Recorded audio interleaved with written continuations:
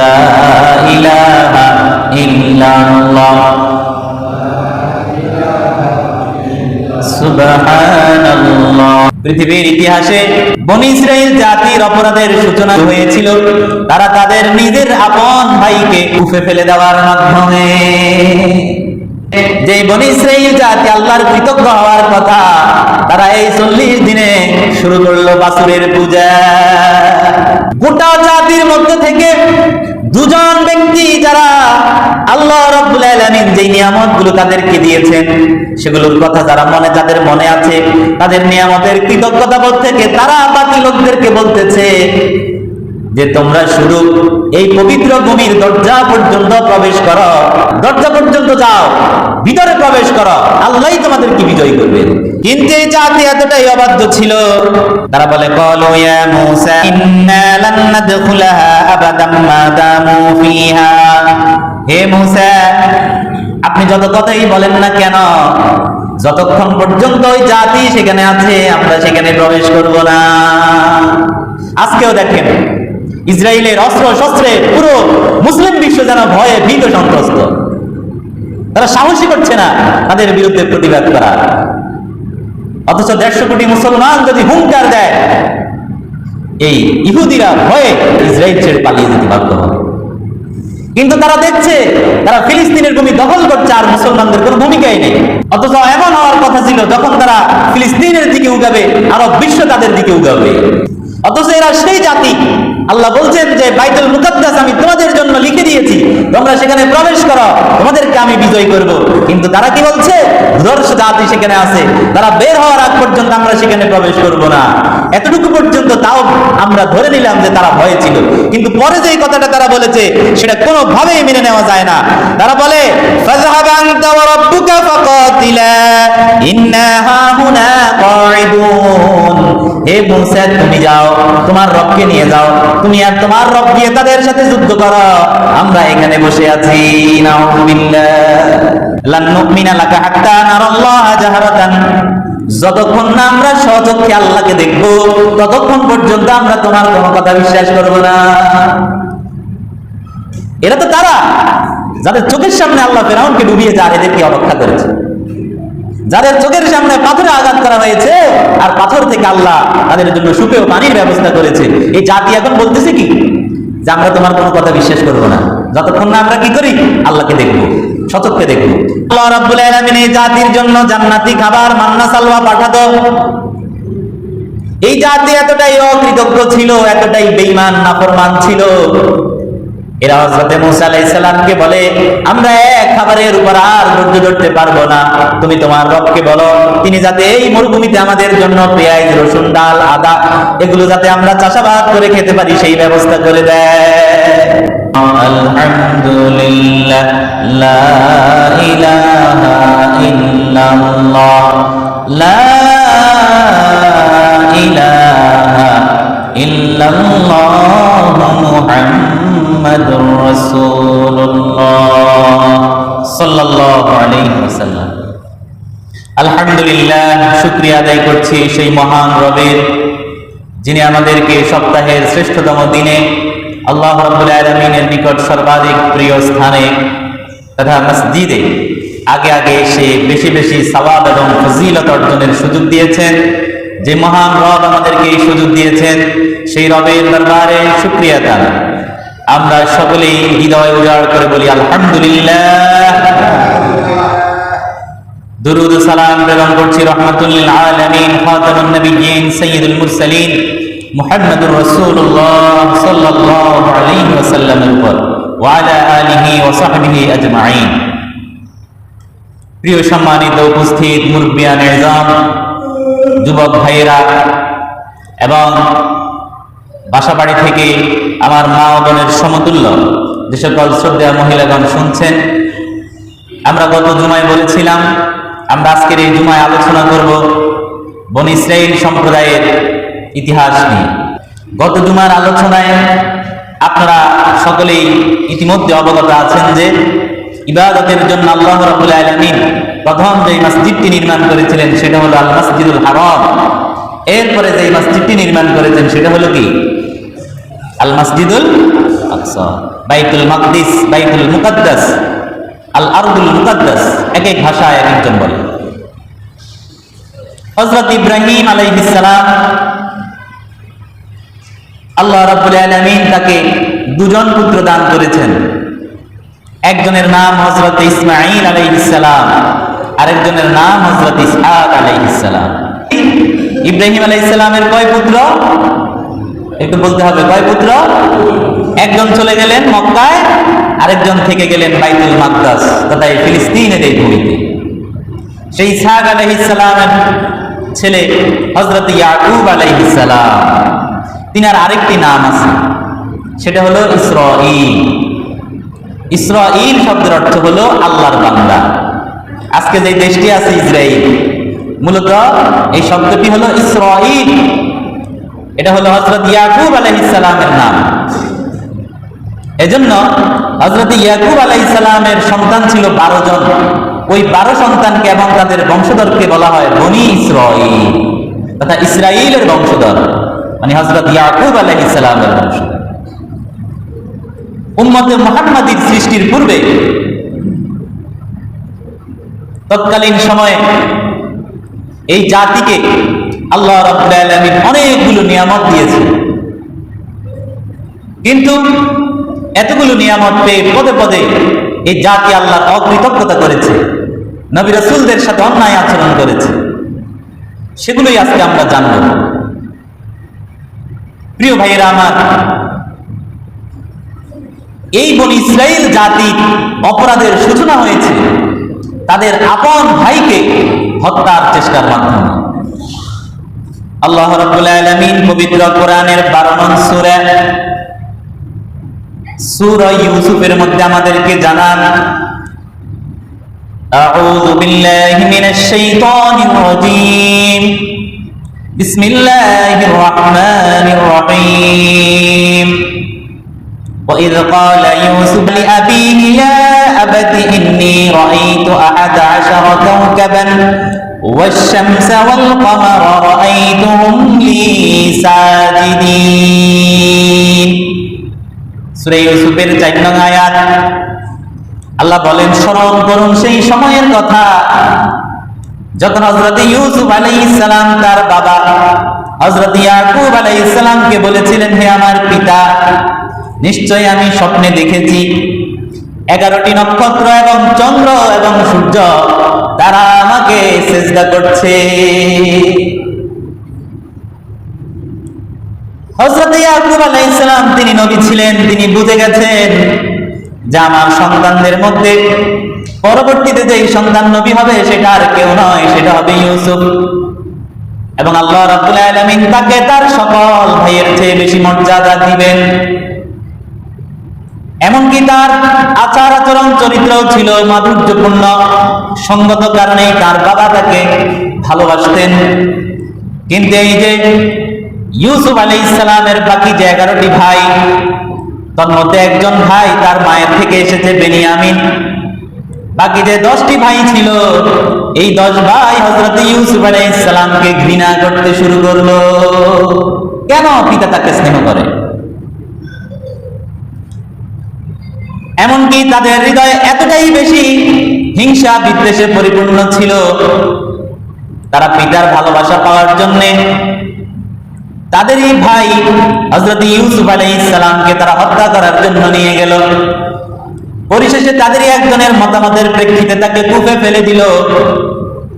পৃথিবীর ইতিহাসে বনি ইসরাইল জাতির অপরাধের সূচনা হয়েছিল তারা তাদের নিজের আপন ভাইকে কুফে ফেলে দেওয়ার মাধ্যমে।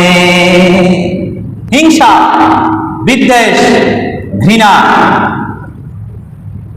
এটা কাদের স্বভাব? বনি ইসরাইল জাতির স্বভাব। এখন হয়তো আপনারা প্রশ্ন করবেন, তাহলে ইহুদি কিভাবে হলো? হযরত ইয়াকুব আলাইহিস সালামের সন্তানের মধ্য থেকে যে সন্তানটা সবচেয়ে বড় ছিল তার নাম ছিল ইয়াহুদা। পর্যায়ক্রমে তার বংশের নামে ইহুদি বংশ প্রচলিত হয়ে গেল। বাবার অনেকগুলো ছেলে থাকে, কিন্তু সব ছেলের নামে কি হয়? এক ছেলের নাম প্রসিদ্ধ হয়ে যায়। এখন আমরা যেটা জানতে চাই সেটা হলো, ইউসুফ আলাইহিস সালামকে আল্লাহ রাব্বুল আলামিন মর্যাদা দান করলেন, সম্মান দান করলেন।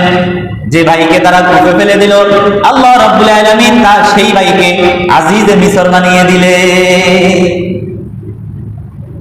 অবস্থাটা এমন হলো, আশেপাশের সকল অঞ্চলে দুর্ভিক্ষ দেখা দিল। ইয়াকুব আলাইহিস সালাম খবর পেলেন যে মিশরের আজিজ মিসর, মিশরের খাদ্যমন্ত্রী, তিনি একজন ভালো মানুষ, তিনি মানুষকে খাদ্য দিচ্ছে। তিনি তার সন্তানদেরকে পাঠালেন। হযরত ইউসুফ আলাইহিস সালামের ভাইরা যখন সেখানে গেল, তিনি দেখেই চিনে ফেললেন। কৌশল করে তিনি তার ভাই বিনিয়ামিনকে তার কাছে রেখে দিলেন। পরে তিনি তার বাবাকে আমন্ত্রণ জানালেন, আপনি আপনার সকল সন্তানদেরকে নিয়ে মিশরে চলে আসেন। তিনি এতটাই উদার মনের ছিলেন, তিনি তার ভাইদেরকে ক্ষমা করে দিলেন। আর যখন তার ভাইয়েরা, তার বাবা মিশরে গিয়ে হযরত ইউসুফ আলাইহিস সালামের মর্যাদা দেখলেন, তখন তারা সবাই তাকে সিজদা দিলেন। ওই যে সেই স্বপ্ন, 11টি তারকা মানে 11 জন ভাই, আর সূর্য চন্দ্র মানে হলো বাবা মা, সবাই তাকে সিজদা করল। তাহলে এখন তারা সবাই চলে আসলো মিশরে। 70 জন পরিবারের সদস্যদেরকে নিয়ে তারা মিশরে বসবাস শুরু করলো। ইউসুফ আলাইহিস সালামের জনপ্রিয়তা ছিল, সেই জনপ্রিয়তার সুযোগ কাজে লাগিয়ে তারা সেখানে আধিপত্য বিস্তার করতে শুরু করলো। এভাবে দীর্ঘদিন কেটে গেল। হযরত ইউসুফ আলাইহিস সালাম চলে গেলেন। এরপর আবার ওই মিশরের রাজত্বে সিংহাসনে ফিরে আসলো ফেরাউন। এবার ফেরাউন ফিরে আসলো মিশরের সিংহাসনে। 300 থেকে 400 বছর তারা সেখানে ফেরাউনের বংশের লোকেরা রাজত্ব করলো। ওই ফেরাউনের বংশের লোকেরা এবার বনী ইসরাইল জাতির উপর অত্যাচার নির্যাতন শুরু করে দিল। তারা তাদের শিশু সন্তানদেরকে হত্যা করে ফেলতো, বাচ্চাদেরকে ধরে ধরে হত্যা করে ফেলতো, কন্যাদেরকে জীবিত রাখতো। আল্লাহ রাব্বুল আলামিন বনী ইসরাইল জাতিকে ফিরাউনের সেই শাস্তি থেকে রক্ষা করার জন্য তিনি তাদের জাতির মধ্য থেকে একজন রাসূলকে পাঠালেন। তার নাম হলো হযরত মূসা আলাইহিস সালাম। সে বিষয় ইঙ্গিত করে আল্লাহ রাব্বুল আলামিন পবিত্র কোরআনের সূরা বাকারা 49 নং আয়াতে আমাদেরকে জানান, وَإِذْ نَجَّيْنَاكُمْ مِنْ آلِ فِرْعَوْنَ يَسُومُونَكُمْ سُوءَ الْعَذَابِ يُذَبِّحُونَ أَبْنَاءَكُمْ وَيَسْتَحْيُونَ نِسَاءَكُمْ وَفِي ذَلِكُمْ بَلَاءٌ مِّن رَّبِّكُمْ عَظِيمٌ। আল্লাহ রাব্বুল আলামিন বলেন, স্মরণ করুন সেই সময়ের কথা যখন আল্লাহ রাব্বুল আলামিন ফিরাউনের কবল থেকে বনী ইসরাইল জাতিকে রক্ষা করেছিলেন। এখানে অনেকগুলো ঘটনা আছে, আমরা সামনের দিকে চলে যাচ্ছি। এই যে মানুষগুলোকে আল্লাহ রাব্বুল আলামিন ফিরাউনের কবল থেকে রক্ষা করেছে, রক্ষা করার পরে তাদের প্রয়োজন ছিল আল্লাহ রাব্বুল আলামিনের শুকরিয়া আদায় করা। আল্লাহ রাব্বুল আলামিন কিভাবে তাদেরকে রক্ষা করেছেন? আল্লাহ বলেন, ওয়াইদ ফারাকনা বিকুমুল বাহরা ফাআনজাইনাকুম ওয়া আগরাকনা আলা ফিরআউনা ওয়া আনতুম তানজুরুন। এই বনী ইসরাইল জাতিকে রক্ষা করার জন্য আল্লাহ রাব্বুল আলামিন সাগরের মধ্যে তাদের জন্য রাস্তা তৈরি করে দিলেন। সেই সাগর দিয়ে তারা উদ্ধার হয়ে গেল। আর আল্লাহ রাব্বুল আলামিন ফিরআউন ও তার অনুসারীদেরকে সাগরের মধ্যে ডুবিয়ে মারলেন। চাক্ষুষভাবে এত সুন্দর নিয়ামত দিয়ে আল্লাহ রাব্বুল আলামিন তাদেরকে রক্ষা করলেন। রক্ষা করার পরে আল্লাহ রাব্বুল আলামিন তার নবীকে নির্দেশ দিলেন, নবী তাদেরকে সেই সিনাই উপত্যকায় নিয়ে গেলেন। এখন নিয়ম অনুযায়ী যেহেতু ফেরাউন ধ্বংস হয়ে গেছে, তারা মিশরে এসে রাজত্ব করবে, কিন্তু তারা মিশরে ফিরত এলো না, তারা চলে গেল সিনাই উপত্যকার দিকে। কারণ তাদের মূল ঠিকানা মিশর নয়, তাদের মূল ঠিকানা ছিল ফিলিস্তিন, বাইতুল মুকাদ্দাস। এখন সিনাই উপত্যকায় তারা গেল, সাগরের পানি পান করা যায় না। আল্লাহ রাব্বুল আলামিন হযরতে মূসা আলাইহিস সালামকে বললেন, আপনি পাথরের মধ্যে আঘাত করেন। তিনি পাথরে আঘাত করলেন।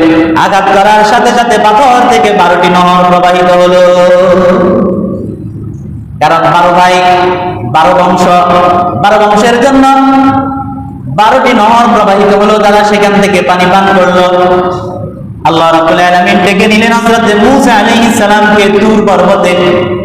সে কথা ইঙ্গিত করে আল্লাহ রাব্বুল আলামিন পবিত্র কোরআনে সূরা বাকারার 51 নং আয়াতে আমাদেরকে জানান, ওয়া ইয ওয়া'আদনা মূসা 40 লাইলাতান সুম্মা ইত্তাখাযতুমুল ইজলা মিন বা'দিহি ওয়া আনতুম যালিমুন। 40 দিনের জন্য আল্লাহ রাব্বুল আলামিন নবী মূসাকে ডেকে নিলেন তুর পর্বতে তাওরাত নামক কিতাব দেওয়ার জন্য। কিন্তু এই 40 দিনে যে বনী ইসরাইল জাতি আল্লাহর কৃতজ্ঞ হওয়ার কথা, তারা এই 40 দিনে শুরু করলো বাছুরের পূজা। নাউযুবিল্লাহ, কতটা অবাধ্য, অকৃতজ্ঞ। তারা আল্লাহর ইবাদত না করে তারা শুরু করলো কিসের ইবাদত করা? গোবৎস, বাছুর, বাছুরের পূজা শুরু করলো। হযরত মূসা আলাইহিস সালাম আসলেন, এসে দেখলেন, আল্লাহর কাছে ক্ষমা চাইলেন। আল্লাহ সেটাও বলছেন, সুম্মা আফাওনা আনকুম মিন বা'দি যালিকা লাআল্লাকুম তাশকুরুন। আল্লাহ তাদেরকে ক্ষমা করে দিলেন যেগুলা বাছুরের পূজা করেছিল। আর যারা বাছুরের পূজা করে নাই, আল্লাহ বলছেন তোমরা ওই পূজাকারীদেরকে নিজেরা নিজেদেরকে হত্যা করো। এরপর আল্লাহর কাছে তাওবা পড়ো। তাওবা ইস্তেগফার করলেন, নবী দোয়া করলেন, আল্লাহ তাদেরকে মাফ করে দিলেন। এরপরে প্রথম অপরাধ পেয়েছেন, আপন ভাইকে তারা হত্যার চেষ্টা করেছে। দ্বিতীয় অপরাধ যে আল্লাহ তাদেরকে চোখের সামনে বাঁচালেন এত বড় বিপদ থেকে। এই জাতি সে আল্লাহর সাথে শিরিক করা শুরু করেছে। এবার আসেন তৃতীয় অপরাধ। তারা হযরত মূসা আলাইহিস সালামকে বলে যে কয়দিন পরে পরে তুমি আমাদের কাছে বিভিন্ন কথা নিয়ে আসো, বলো এগুলো আল্লাহর বাণী। হে মূসা, আমরা তোমার এই কথাগুলো কখনো বিশ্বাস করব না।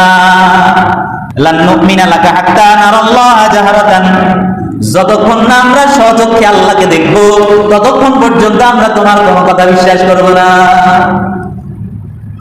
এরা তো তারা যাদের চোখের সামনে আল্লাহ ফেরাউনকে ডুবিয়ে যার এদেরকে অরক্ষা করেছে, যাদের চোখের সামনে পাথরে আঘাত করা হয়েছে আর পাথর থেকে আল্লাহ তাদের জন্য সুপেয় পানির ব্যবস্থা করেছে। এই জাতি এখন বলতেছে কি যে আমরা তোমার কোনো কথা বিশ্বাস করব না যতক্ষণ না আমরা কি করি, আল্লাহকে দেখব, সচক্ষে দেখব। আল্লাহ বললেন, নবী বললেন, হে রব্বুল আলামিন, এই জাতিকে তো আমি বুঝাতে পারছি না। আল্লাহ বললেন, ঠিক আছে, নিয়ে আসো। তাদেরকে নিয়ে গেল তুর পর্বতে আল্লাহকে দেখার জন্য। পবিত্র কোরআনে আল্লাহ সেটিও জানিয়েছেন 55 নং আয়াতে, একই সূরা। এই আয়াতগুলো আপনারা পড়বেন, আমি সংক্ষেপে বলে যাচ্ছি। ফাআখাযাতকুমুস সাইকাতু ওয়া আনতুম তানজুরুন। আল্লাহর নূরের তাজাল্লিতে একটা বজ্রাঘাত হলো, সাথে সাথে তারা সবাই মারা গেল। তাফসীরে এসেছে প্রায় 70 জনকে নিয়ে গেল, সবাই মারা গেল। এখন মূসা আলাইহিস সালাম বললেন, রব্বুল আলামিন, এই জাতিকে আমি কি জবাব দিব? এরা তো বলবে যে তুমি আমাদের লোকদেরকে নিয়ে হত্যা করে ফেলেছো, আপনি এদেরকে আল্লাহ হায়াত দিয়ে দিন। সেটা আল্লাহ কোরআনে বলছেন, সুম্মা বা'আসনাকুম মিন বা'দি মাউতিকুম লাআল্লাকুম তাশকুরুন। আল্লাহ রাব্বুল আলামিন এরপরে এই মানুষগুলোকে আবার রক্ষা করলেন, আবার বাঁচালেন। কেন? আল্লাহ বলেন যাতে তোমরা শুকরিয়া আদায় করো। যাই হোক, তারা রক্ষা পেল, তারা সেখানে গেল। এবার আল্লাহ রাব্বুল আলামিনের পক্ষ থেকে তাদের জন্য নির্দেশ এলো। এটা হলো সূরা মাইদাতে আছে, পবিত্র কোরআনের 5 নং সূরা। আল্লাহ রাব্বুল আলামিন তাদেরকে নির্দেশ দিয়ে দিলেন, প্রথমে নিয়ামতগুলোর কথা স্মরণ করিয়ে আল্লাহ বললেন, ইয়া কওমি দুখুলুল আরদাল মুকাদ্দাসাতাল্লাতী কাতাবাল্লাহু লাকুম ওয়া লা তারতাদ্দু আলা আদবারিকুম ফাতানকালিবু খাসিরিন। তোমরা প্রবেশ করো সেই পবিত্র ভূমিতে যেটা আল্লাহ রাব্বুল আলামিন তোমাদের জন্য লিখে রেখেছেন। অর্থাৎ তোমরা যাও, বাইতুল মুকাদ্দাসকে স্বাধীন করো। এই কথা শোনার পরে তারা একটু খোঁজ খবর নিল। খোঁজ খবর নেওয়ার পরে তারা জানতে পারলো বাইতুল মুকাদ্দাস এখন দখল করে আছে আমালেকা সম্প্রদায়। খোঁজ খবর নিয়ে জাতি এসে বলল, ক্বালু ইয়া মূসা ইন্না ফীহা কওমান জাব্বারিন, হে মূসা, নিশ্চয়ই সেখানে বসবাস করছে এক দুর্ধর্ষ জাতি, শক্তিশালী একটা জাতি বসবাস করছে। ওয়া ইন্না লান নাদখুলাহা হাত্তা ইয়াখরুজু মিনহা, আমরা কখনো সেখানে প্রবেশ করব না যতক্ষণ না তারা সেখান থেকে বের হয়। ফাইয়াখরুজু মিনহা ফাইন্না দাখিলুন, যদি তারা সেখান থেকে বের হয় তাহলেই আমরা সেখানে প্রবেশ করব। قال رجلان من الذين يخافون أنعم الله عليهم ادخلوا عليهم الباب فإذا دخلتموه فإنكم غالبون وعلى الله فتوكلوا إن كنتم مؤمنين। এই ঘটনাগুলোকে আল্লাহ এত সহজ ভাষায় উপস্থাপন করেছে, একজন সাধারণ শিক্ষিত লোক যিনি বাংলা রিডিং করতে পারে তিনিও যদি এই অনুবাদগুলি পড়ে তিনিও বুঝে যাবেন, ব্যাখ্যার কোনো প্রয়োজন হবে না। গোটা জাতির মধ্যে থেকে দুজন ব্যক্তি যারা আল্লাহ রাব্বুল আলামিন যে নিয়ামতগুলো তাদেরকে দিয়েছেন সেগুলোর কথা যারা যাদের মনে আছে, তাদের নিয়ামতের কৃতজ্ঞতা বোধ থেকে তারা বাকি লোকদেরকে বলতেছে যে তোমরা শুধু এই পবিত্র ভূমির দরজা পর্যন্ত প্রবেশ করো, এরপরে তোমরা সেখানে প্রবেশ করো, নিশ্চয় আল্লাহ তোমাদেরকে বিজয়ী করবে। তারা যত শক্তিশালী জাতি হোক না কেন, তোমরা শুধু কি করো, দরজা পর্যন্ত যাও, ভিতরে প্রবেশ করো, আল্লাহই তোমাদেরকে বিজয়ী করবে। কিন্তু এই জাতি এতটাই অবাধ্য ছিল, তারা বলে ক্বালু ইয়া মূসা লা ইন্না লান নাদখুলাহা আবাদাম মা দামু ফিহা, হে মূসা, আপনি যত কথাই বলেন না কেন, যতক্ষণ পর্যন্ত ওই জাতি সেখানে আছে আমরা সেখানে প্রবেশ করব না। আজকেও দেখেন ইসরায়েলের অস্ত্র শস্ত্রে পুরো মুসলিম বিশ্ব যেন ভয়ে ভীত সন্ত্রস্ত, তারা সাহসী করছে না তাদের বিরুদ্ধে প্রতিবাদ করা। অথচ 150 কোটি মুসলমান যদি হুঙ্কার দেয়, এই ইহুদিরা ভয়ে ইসরায়েল ছেড়ে পালিয়ে যেতে বাধ্য হবে। কিন্তু তারা দেখছে তারা ফিলিস্তিনের ভূমি দখল করছে আর মুসলমানদের কোনো ভূমিকাই নেই। অথচ এমন হওয়ার কথা ছিল যখন তারা ফিলিস্তিনের দিকে উগাবে আরব বিশ্ব তাদের দিকে উগাবে, ভয়ে তারা ভীত সন্ত্রস্ত হয়ে যাবে। অথচ এরা সেই জাতি, আল্লাহ বলছেন যে বাইতুল মুকাদ্দাস আমি তোমাদের জন্য লিখে দিয়েছি, তোমরা সেখানে প্রবেশ করো, তোমাদেরকে আমি বিজয় করব। কিন্তু তারা কি বলছে, দুর্ধর্ষ জাতি সেখানে আছে, তারা বের হওয়ার আগ পর্যন্ত আমরা সেখানে প্রবেশ করব না। এতটুকু পর্যন্ত তাও আমরা ধরে নিলাম যে তারা ভয়ে ছিল, কিন্তু পরে যে কথাটা তারা বলেছে সেটা কোনোভাবেই মেনে নেওয়া যায় না।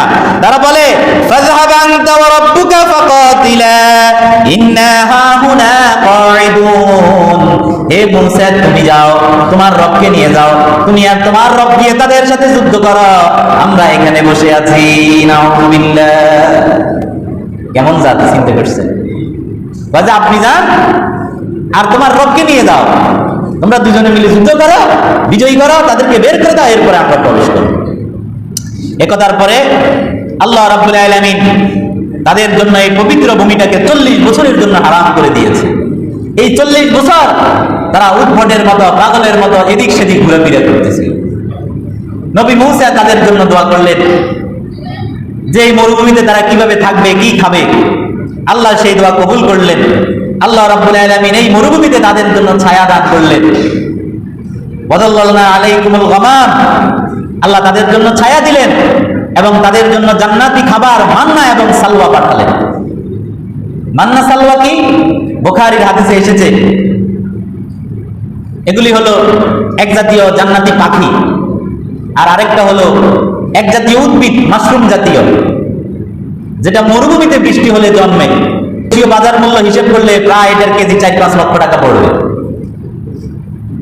কিন্তু আল্লাহ রাব্বুল আলামিন এই জাতির জন্য জান্নাতি খাবার মান্না সালওয়া পাঠাতো। এই জাতি এতটাই অকৃতজ্ঞ ছিল, এতটাই বেঈমান নাফরমান ছিল, এরা হযরত মূসা আলাইহিস সালামকে বলে আমরা এক খাবারের উপর আর ধৈর্য ধরতে পারবো না, তুমি তোমার রবকে বলো তিনি যাতে এই মরুভূমিতে আমাদের জন্য পেঁয়াজ, রসুন, ডাল, আদা এগুলো যাতে আমরা চাষাবাদ করে খেতে পারি সেই ব্যবস্থা করে দেয়। কেমন গর্ধব জাতি! জান্নাতি খাবার রেখে তারা পেঁয়াজ, রসুন, ডাল, আদা এগুলো খেতে চায়। আল্লাহ রাব্বুল আলামিন সেটাও দিলেন। যাই হোক, ইনশাআল্লাহ বাকি আলোচনা আমরা পরের জুমায় করব। যতটুকু আমরা আলোচনা করেছি এতটুকুতে আমরা দোষগুলো দেখলাম বনি ইসরাইল জাতি, আমরা সচেতন থাকব এই দোষগুলো যাতে আমাদের ভিতরে না প্রবেশ করে। যদি প্রবেশ করে তো আল্লাহ রাব্বুল আলামিন যেমন করে ফিরাউনের মতো জালিমকে তাদের উপর চড়াও করে দিয়েছেন, আমাদের উপরে এমন ফিরাউনের মতো জালিমকে চড়াও করে দিবেন। কি দোষগুলো আমরা পেলাম? 1 নাম্বার হিংসা। কি? হিংসা বিদ্বেষ, নিজের ভাইকে সহ্য করতে পারে নাই। এখন আমাদের মাঝে মুসলমানে ভাই ভাইয়ের প্রতি হিংসা আছে, থাকলে আমরা সেগুলি হৃদয় থেকে মুছে ফেলবো। এরপরে আমরা দেখলাম আল্লাহ রাব্বুল আলামিন তাদেরকে সাগর থেকে উদ্ধার করলেন, আর তারা যেখানে আল্লাহর সিজদায় পড়ে থাকবে সেটা না করে তারা কি করলো? বাছুরের পূজা শুরু করে দিল। এজন্য শিরিক করা যাবে না, কখনোই শিরিক করা যাবে না। এরপর আল্লাহ রাব্বুল আলামিন তাদেরকে নির্দেশ দিলেন জিহাদের। তারা সেখান থেকে ফিরে গেল, বিনিময়ে আল্লাহ তাদের জন্য 40 বছরের জন্য সেই প্রিয় ভূমিকে তাদের জন্য হারাম করে দিয়েছে। এজন্য আমরা আমাদের প্রতিটি ক্ষেত্রে জীবনের আল্লাহর আইনগুলো মানব, আল্লাহ যে নিয়ামতগুলো দিয়েছেন সেগুলোর জন্য শুকরিয়া আদায় করব, আমাদের হৃদয়ে আমাদের ভাইয়ের প্রতি হিংসা বিদ্বেষ রাখবো না।